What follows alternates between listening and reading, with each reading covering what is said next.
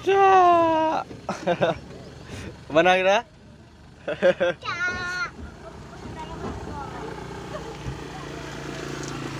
Tahu? Dia bukan betul.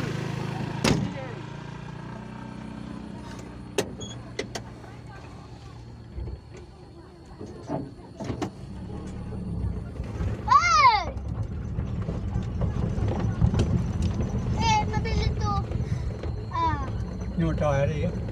Betul kau keka. Pun tu. Apa dengar ke dia? Jangan Honda ke dia mau mana tak?